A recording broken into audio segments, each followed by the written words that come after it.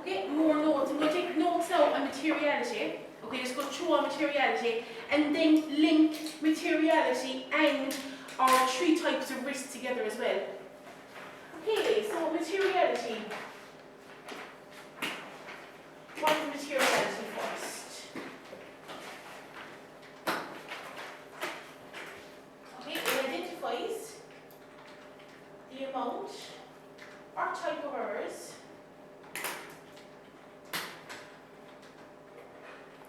that would change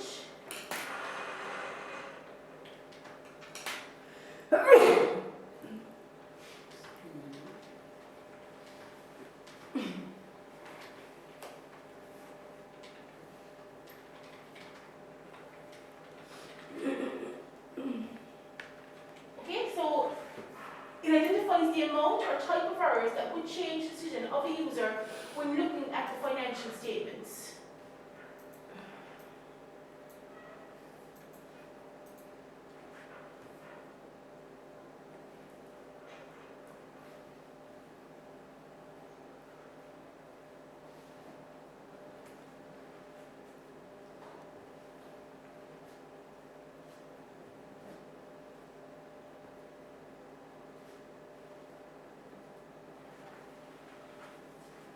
Okay, so it identifies the amount or type of errors that would change the decision of a user when looking at the financial statements.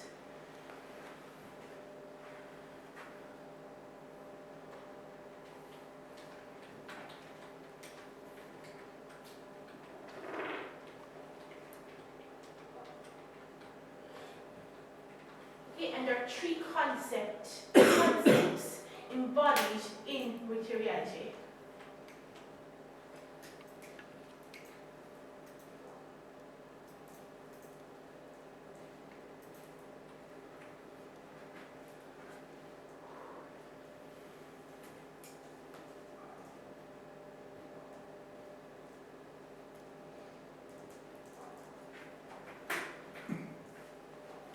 Okay, so our first one is a material statement is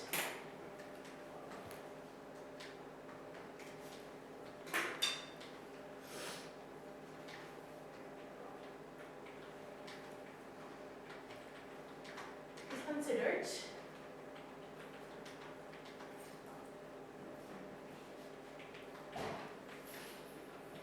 in constant a knowledgeable person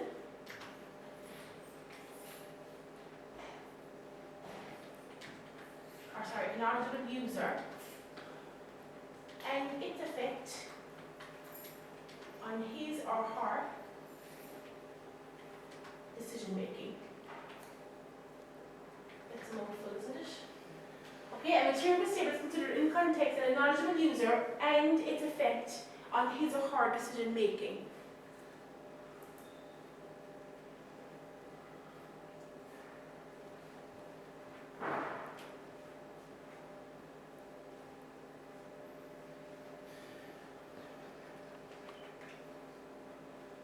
And in English?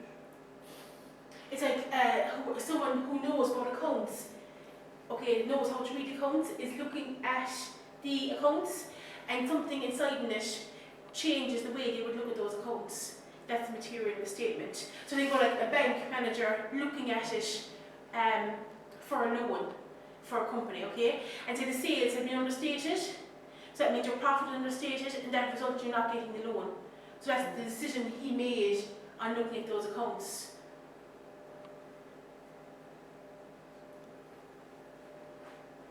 Okay, number 2 is the materiality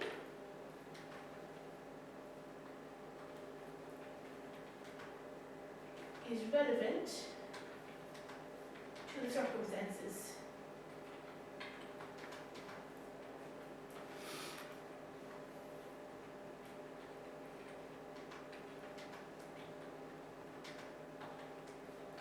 Okay, it's situation specific and not formula driven.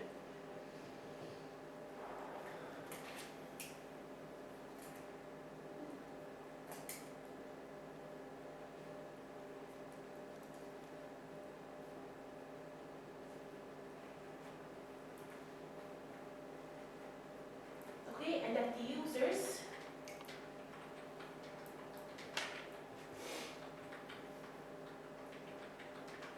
are considered as a group and not individually.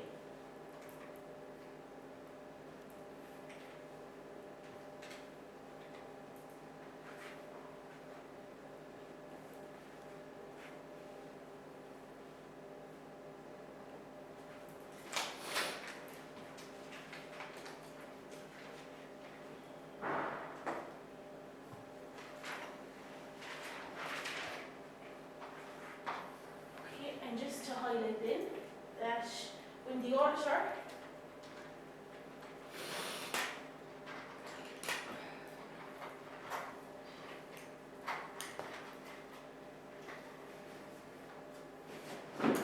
identifies a material in the statement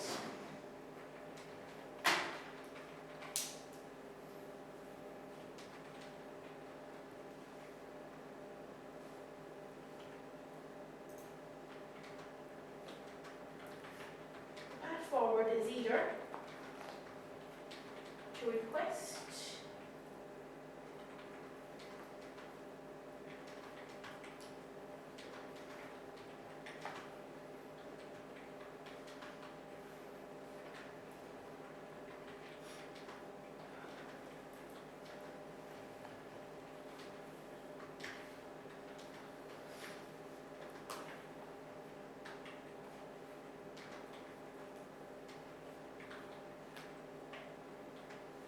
Okay, so when the auditor identifies material in the statement, the path forward is either to request of the client to correct the misstatement, or he issues a modified audit report opinion. Okay, and we're going through what our audit report opinions are. That's like he's qualifying his report. Isn't it? Yeah, he's saying except that the accounts give a true and fair view, except for this one thing that, do you know what I mean, in the accounts.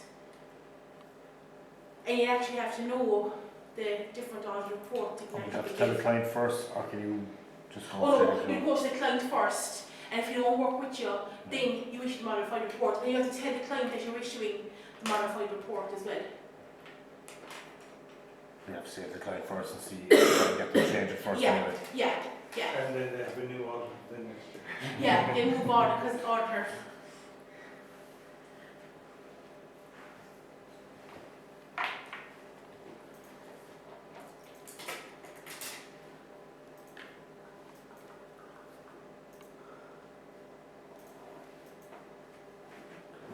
Okay, so our next step is how materiality is set and used throughout the audit.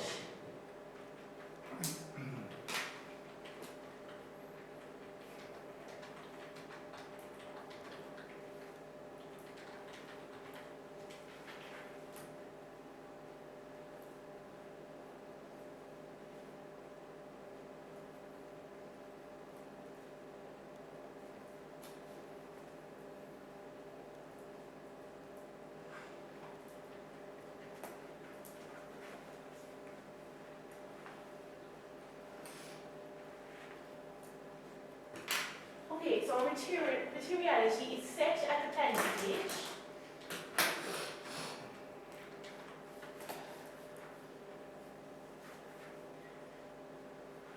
Okay, it's set at the planning stage. But like our inherent risk, okay, it can actually change during the audit. Okay, so it can be changed and updated during the audit. Okay, so even though it's at the start, it can be changed and updated during the audit.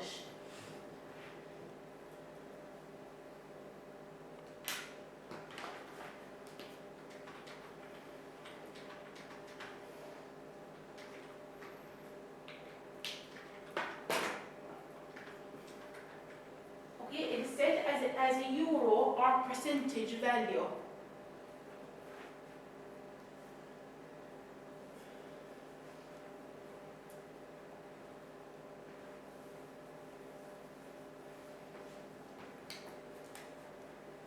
Okay, and what it means is this percentage or euro value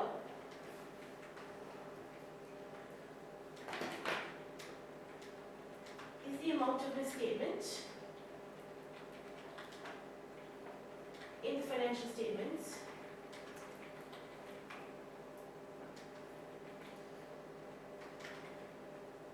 that would be considered material.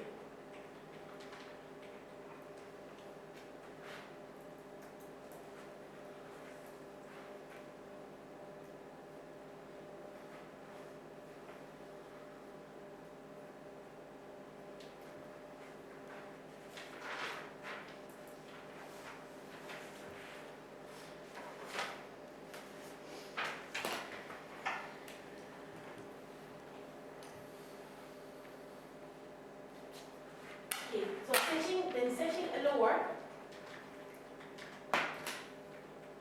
materiality level, more evidence is required.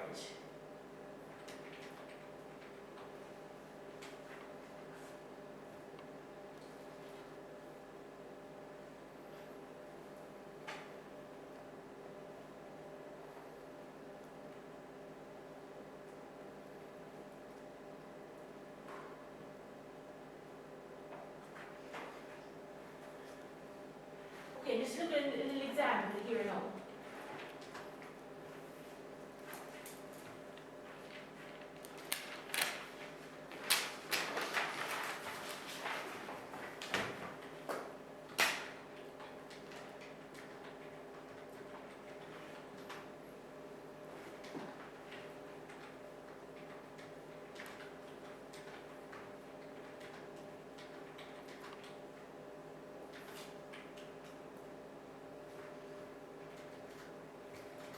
Therefore, have a very large PLC company, okay, and materiality has been set at €1 million.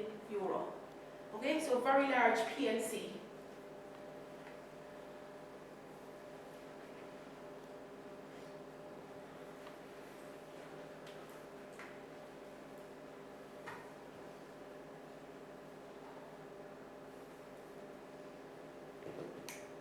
Okay, what the auditor is saying then, the auditor is saying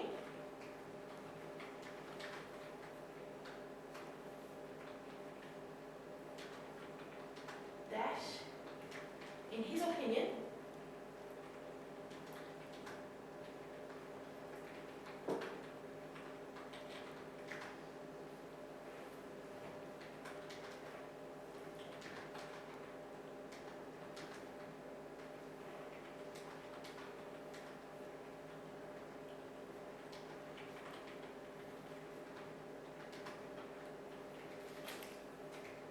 okay, the author is saying that in his opinion, the financial statements given true and fair view and are fairly presented within €1 million.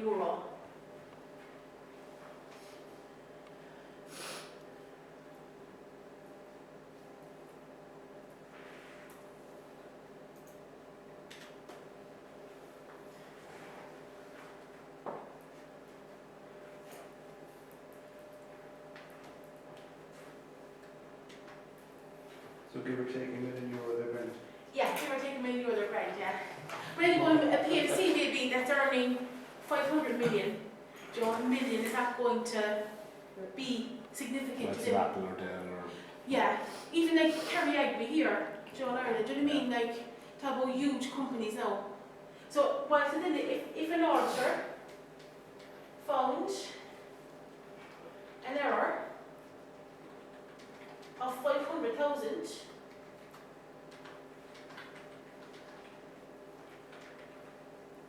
does not necessarily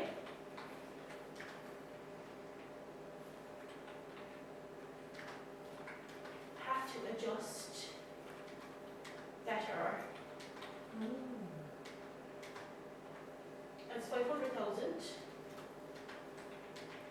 has not been deemed material.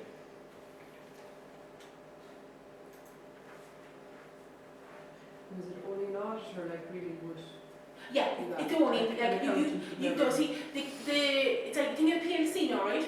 The PLC would have done their own accounts, so they have their own internal accountants done their accounts. They have an internal auditor as well who's probably looked over the accounts, and now you're the external auditor looking at the accounts as well. So you've nothing to do with preparing the accounts. So you've a little auditor's hat on, you're doing this. So when you're looking at it and you find a mistake that they haven't already seen, Yeah, you have to go back to them to see, if it's immaterial, you don't have to change it, yeah, but it's material. I mean, if it is material, then Would you you have still to ask tell them. them about that? Oh yeah, you have tell to. them anyway. Yeah, and you would probably try and get them to change it. Just overpay the rent himself by 500,000. So you must think of it like as being, you're the auditor, right? But you had nothing to do with preparing the accounts. And it's hard to think about, like, you know, because like we all work in smaller businesses, so we have had nothing to do with doing the accounts. We're only doing the audit. But that's if it was 500,000 in general terms. But if it was found out that he had paid himself 500,000 above, that's another thing, because That that's would be- actually yeah. That'd be connected. fraud or related. Yeah, it's like, it's like it's not just the amount. It's like the fraud. where's the cost? Yeah, like if you like even if you say 10,000 Related items. transactions and stuff. Yeah, so like you 10,000 items, say 10,000 items, which make 100,000, but we're all material. They're not material, but they're in relation to fraud. Yeah. Then they actually are material, even though they're The below value 1 wasn't million. material, but the actual transaction was. Yeah. So it's like do you know what I mean? That's what we're saying. It's a lot of professional judgment involved. The financial value isn't, It's not Material just there. the 1 million, yeah, but the 10,000 fraud. but depending where the 500,000 is, it Is. could be It material. could be material. Yeah. That's Yeah. gone into his daughter's bank account Yeah. for a So birthday. it's material because of the action as opposed to the value. To the value of it. Yeah, exactly, yeah. Just about wanting to get the understanding behind it, and that makes a big difference in looking at the exam papers then as well. And I don't mean that just from reading the book, do you know, hopefully it'll come more from this. Okay, so then our next step is to set the materiality level.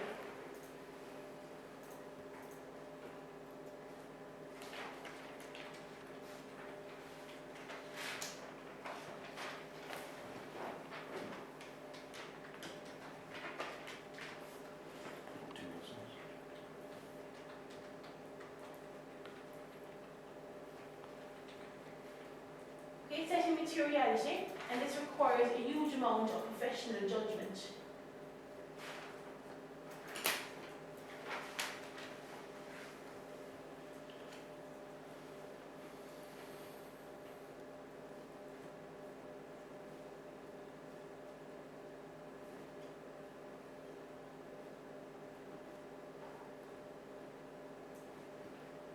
I'm going to give you a little grid you can actually look at. This is called materiality rule of thumb.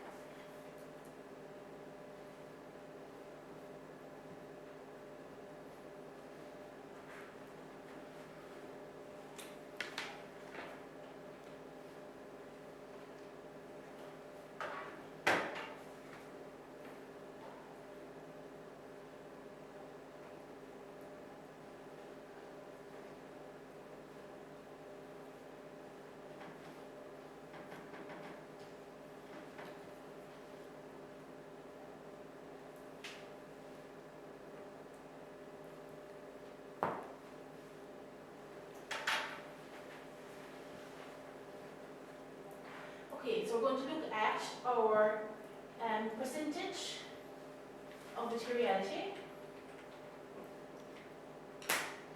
I'm going to give you a euro figure, and then we have low materiality and high materiality. I'm just going to give you a few examples of where you'd actually get your materiality from. Okay, so our first one would be 5 to 10% of before tax earnings, of profit before tax, we'd say.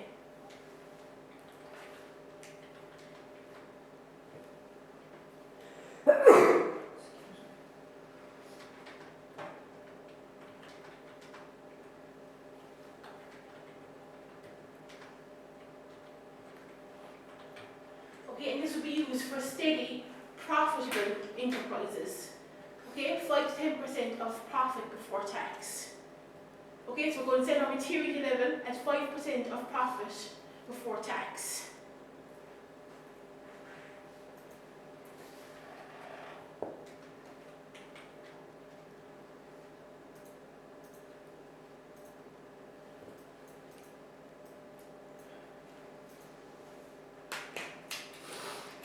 Okay, so we're saying that our profit before tax is 7.6 million. So five. Use for steady, profitable, is that all meant to be under a percentage of materiality, is it? Yeah, it's just say that if you were using the 5 to 10% of profit before tax way to calculate materiality, it would be for the steady profitable enterprise.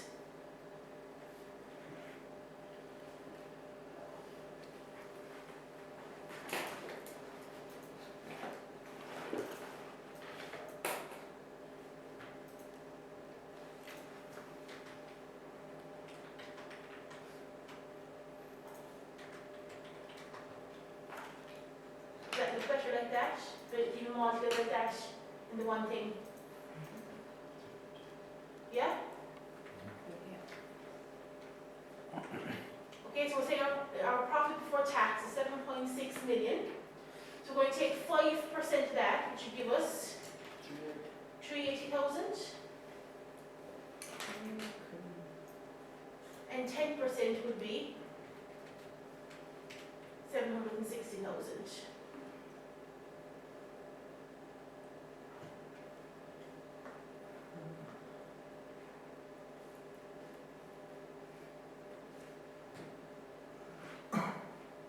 Okay, that'd be the first way to actually look at doing it. Does that make sense? Yeah. Yeah? Okay, our next one is 0.5% to 1% of total assets.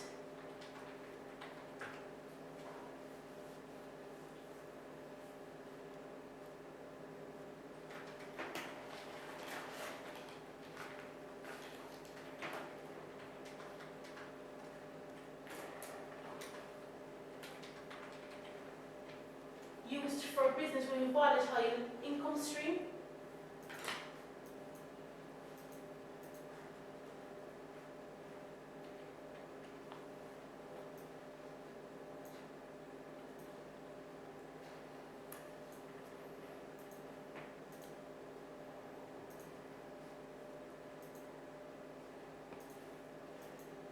Okay, I'm going to say that is 154 million. Okay, is the value of their total assets.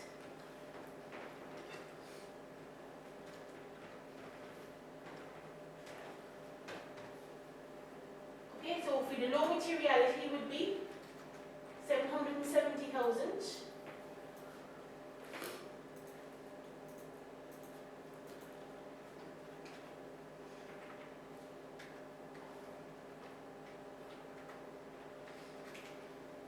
Or a high materiality of 1.54 million, or 1,540,000.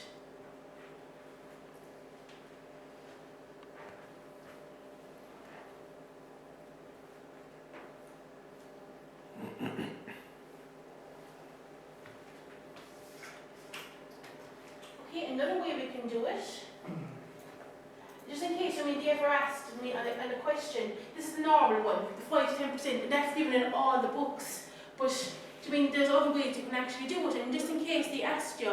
Yeah, how would you do it, like if you've got, if you have a business with a volatile income stream, and they don't really have that much in assets, but they have a higher turnover, would you go with the higher? You could go with the higher one then, yeah. It depends on what kind of businesses, really. Yeah, generally, like if you had, like they were renting premises or whatever, they didn't have the assets. Like they only, But they were having, they had more profit basically than they had in value of assets. Yeah, you go with the profit one then, yeah. Our next one is 0.5 to 5% of shareholders' equity.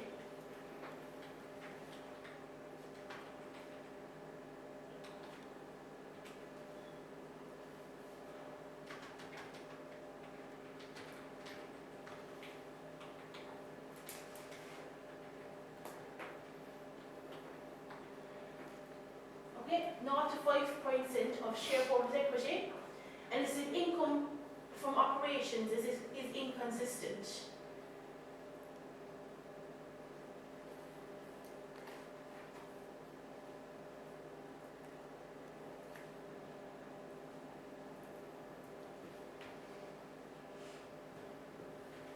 Okay, I'm going to say that is 25.4 million. 25.4 million, that should give us 125,000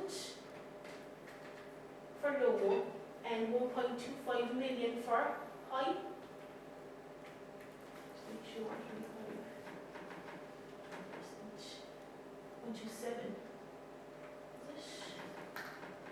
Is it? 40123 multiplied by 5%. 127 it is.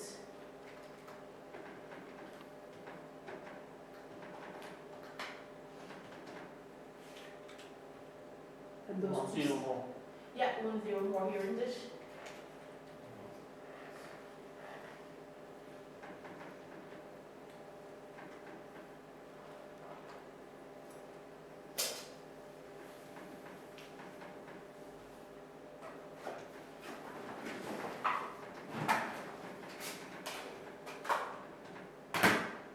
And it's going to be 127,725.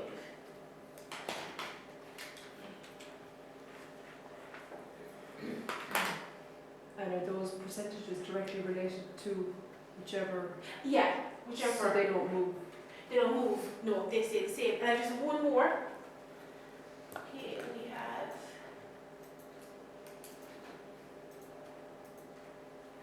0.5 to 2%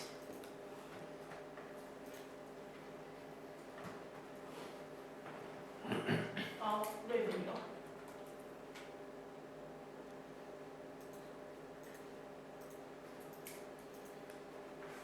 And that could be the same if income from operations is inconsistent. That could be like the rented personnel. Do you know, they could actually use this one.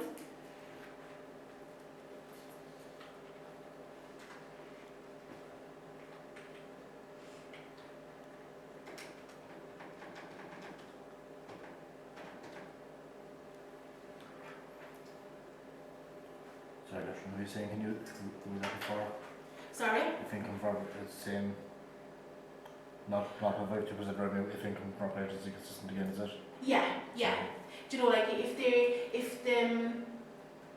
don't have any shareholders? yeah, like if they don't have, well, their shareholder equity might be small, their profit might be small, but they might have got a high revenue in. Mm. It depends on I said like in the business again and on the auditor himself, which one he'll use. And would you sometimes do 2 or 3 and compare and then take the highest? Oh, he'd probably look at all 4 of them Okay. and then decide. Yeah. Yeah. But the majority of them would actually go for the top one usually. It's the most one they nearly always use.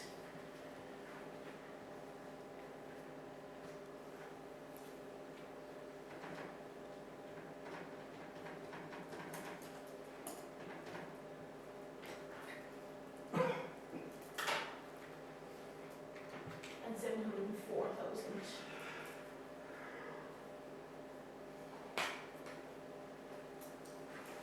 And they also use this one for a non-profit organisation. Current today.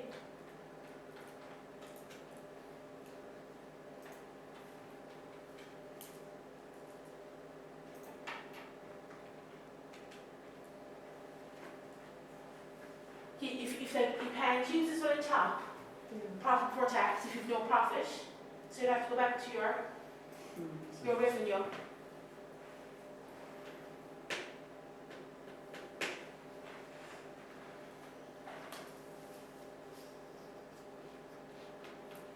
Yeah, so like if the auditor will mix and match and we'll go through them all and try to decide which one he'd actually use.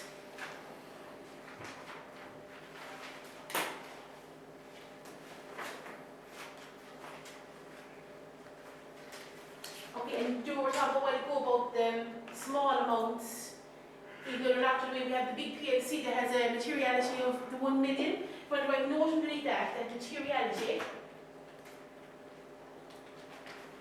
has a qualitative consideration.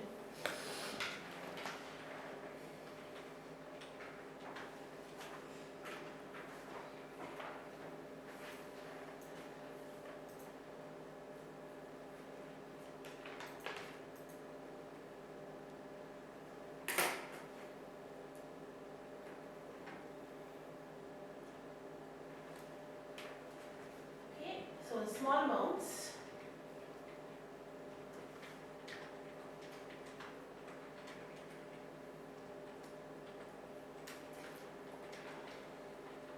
it involves fraud and illegal transactions,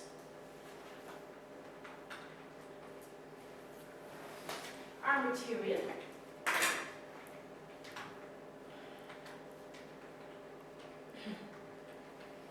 even though the euro amounts may be small.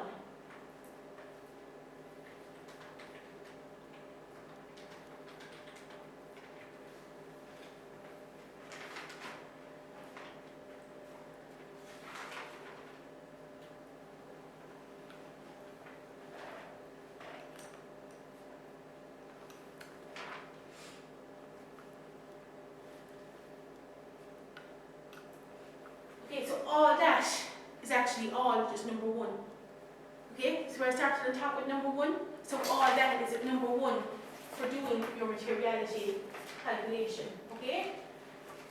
So sketching at the planning stage, so all that down along is number one.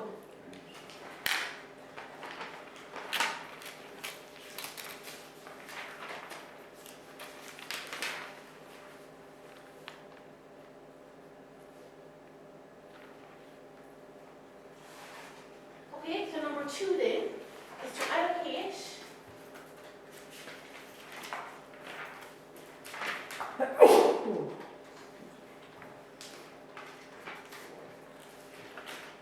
materiality amount to the different segments in the business.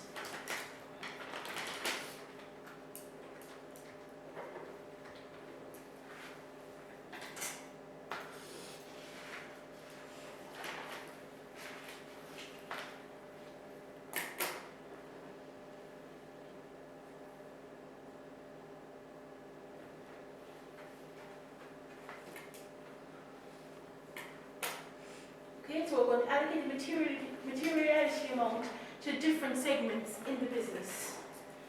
Okay, so this is done to determine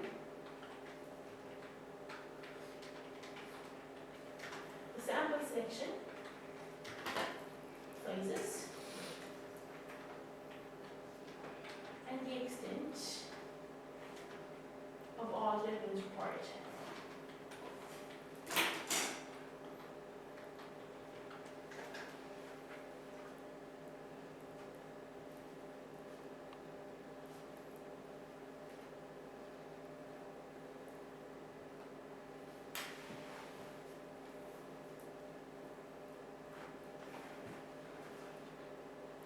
Okay, so typically,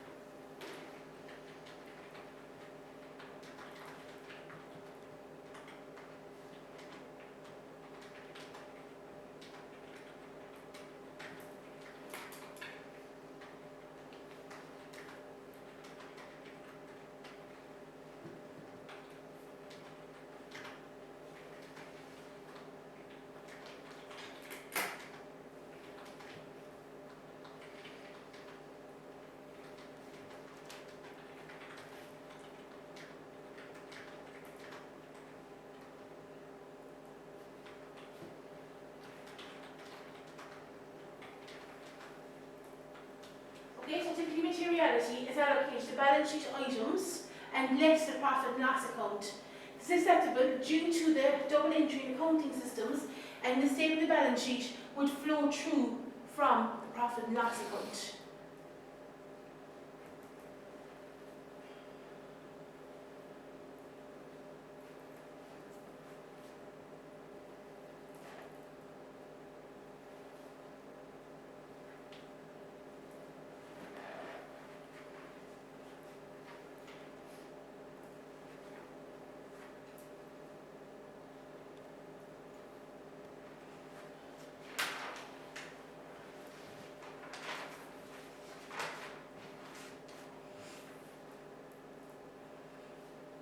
number 2.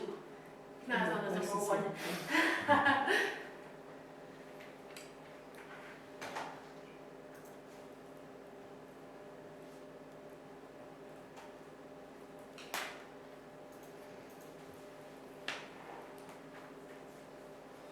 Okay, number 3 then.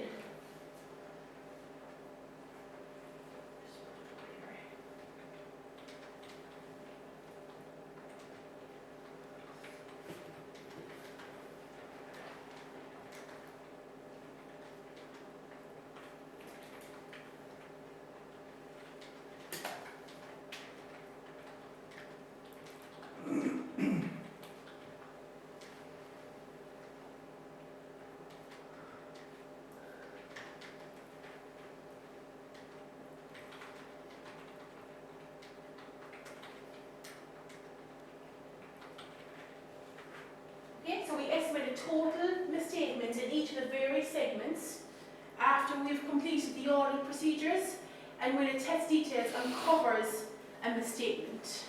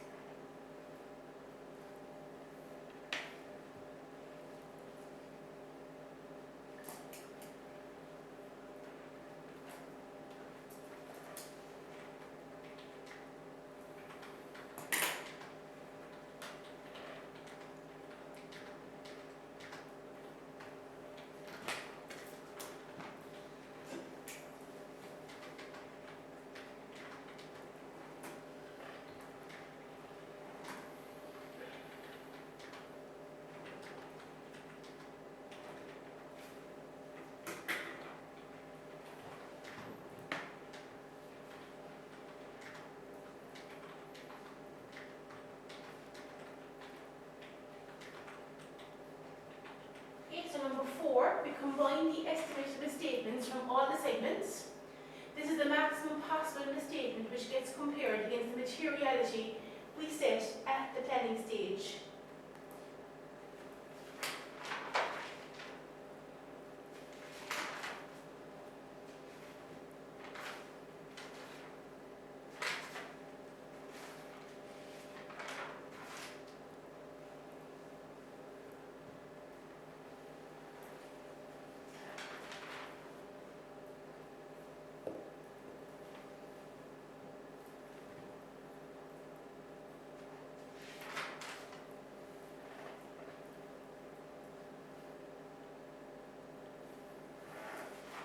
Okay, so one more, number 5.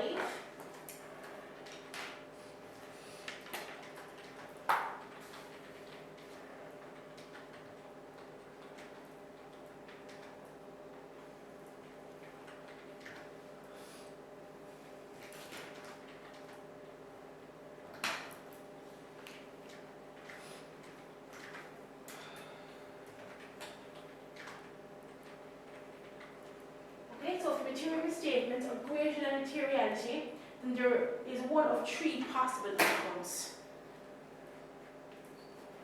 Okay, so once we put all these misstatements together, and they're higher than our materiality we said at the start of it, there are 3 things that can be done.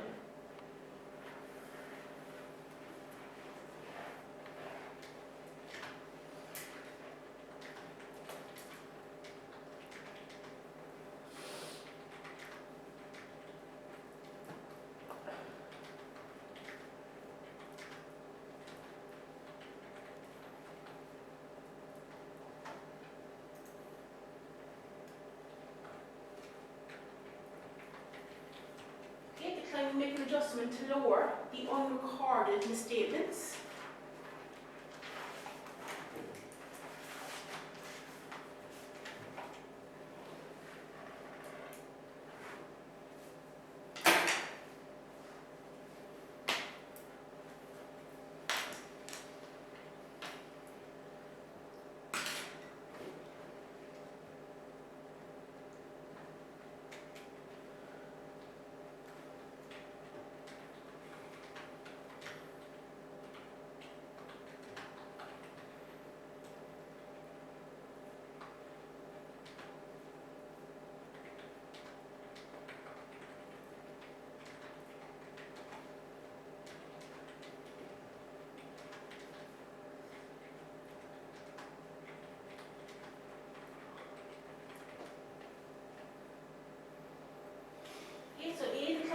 an adjustment. B, the auditor might perform additional work to reduce the amount of maximum possible in the statements. And C, the auditor's opinion might be modified.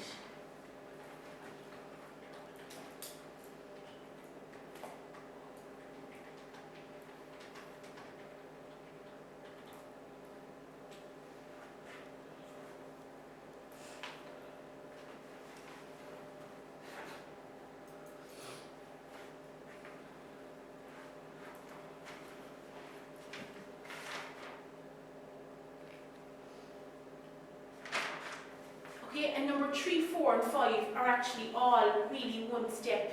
They're all done together. Okay, they're not done separately, it's all one step. Okay, so if I'm down that steps 3, 4, and 5 in most audits are done in one seamless evaluation. If you want the business spec for it. Okay, so steps 3, 4, and 5 in most audits are done in one seamless evaluation.